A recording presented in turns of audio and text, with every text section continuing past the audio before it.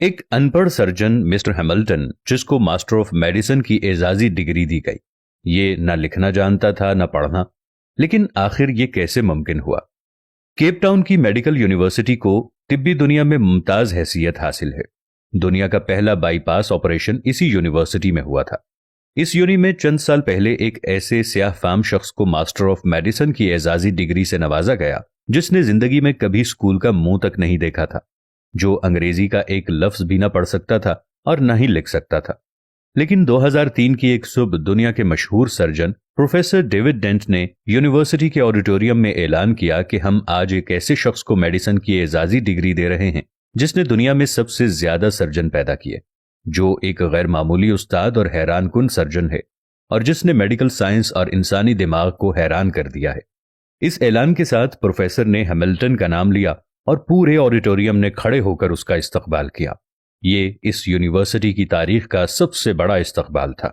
Hamilton Cape Town के दूर दराज गांव सिनेटरी में पैदा हुआ। उसके वालिदैन चरवाहे थे। ये बकरी की खाल पहनता था और पहाड़ों पर सारा दिन नंगे पांव फिरता था।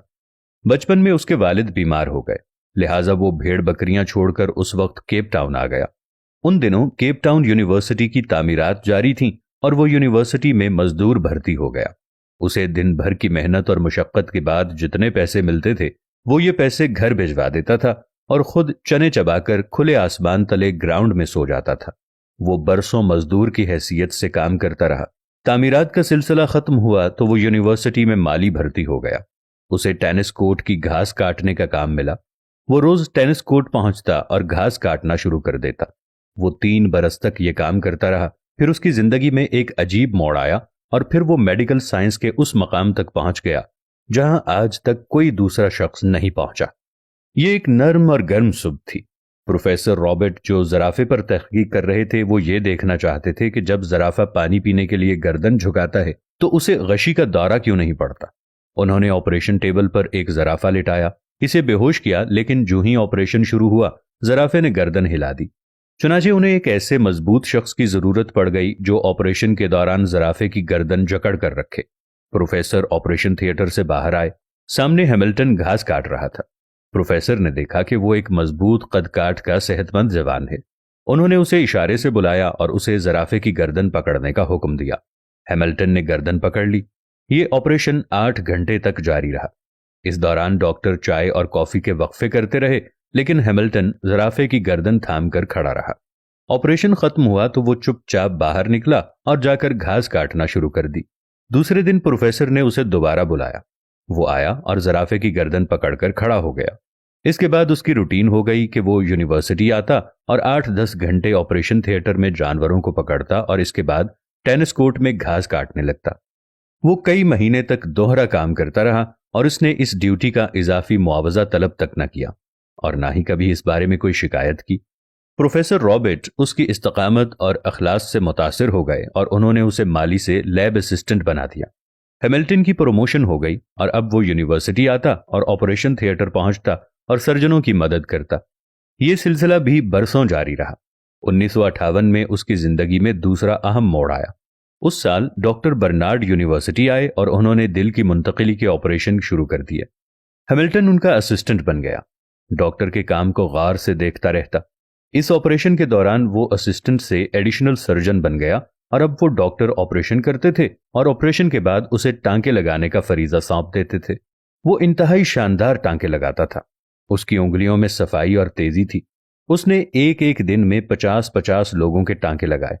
वो ऑपरेशन थिएटर में काम करते हुए सर्जनों से ज्यादा इंसानी जिस्म को समझने लगा। चुनाचे बड़े डॉक्टरों ने उसे जूनियर डॉक्टरों को सिखाने की जिम्मेदारी भी सौंप दी। अब वो जूनियर डॉक्टरों को ऑपरेशन की टेक्निक सिखाने लगा। वो आहिस्ता आहिस्ता यूनिवर्सिटी की अहम तरीन शख्सियत बन गया। वो मेडिकल साइंस की इस्तिलाहात से नावाकिफ था, लेकिन वो दुनिया के बड़े से बड़े सर्जन से बेहतर सर्जन था। 1970 में उसकी जिंदगी में तीसरा मोड़ आया। इस साल जिगर पर तहकीक शुरू हुई तो उसने ऑपरेशन के दौरान जिगर की एक ऐसी शरियान की निशानदही कर दी जिसकी वजह से जिगर की मुंतकिली आसान हो गई। उसकी इस निशानदही ने मेडिकल साइंस के बड़े दिमागों को चकरा कर रख दिया। आज जब दुनिया के किसी कोने में किसी शख्स के जिगर का ऑपरेशन होता है और मरीज आंख खोलकर रोशनी को देखता है तो इस कामयाब ऑपरेशन का हिस्सा براہ راست ہیملٹن کو چلا جاتا ہے۔ اس کا محسن ہیملٹن ہوتا ہے۔ ہیملٹن نے یہ مقام اخلاق اور استقامت سے حاصل کیا۔ وہ 50 برس کیپ ٹاؤن یونیورسٹی سے وابستہ رہا۔ ان 50 برسوں میں اس نے کبھی چھٹی نہیں کی۔ وہ رات 3 بجے گھر سے نکلتا تھا، 14 میل پیدل چلتا، یونیورسٹی پہنچتا اور ٹھیک 6 بجے تھیٹر میں داخل ہوتا۔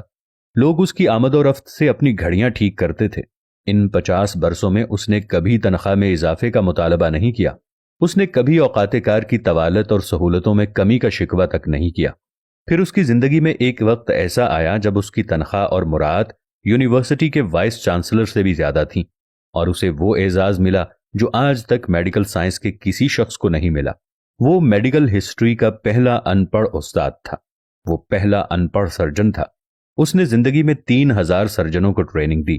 وہ 2005 میں فوت ہوا تو اسے یونیورسٹی میں دفن کیا گیا، اور اس کے بعد یونیورسٹی سے پاس آؤٹ ہونے والے سرجنوں کے لیے لازم قرار دے دیا گیا کہ وہ ڈگری لینے کے بعد اس کی قبر پر جائیں، تصویر بنائیں اور اس کے بعد عملی زندگی میں داخل ہو جائیں۔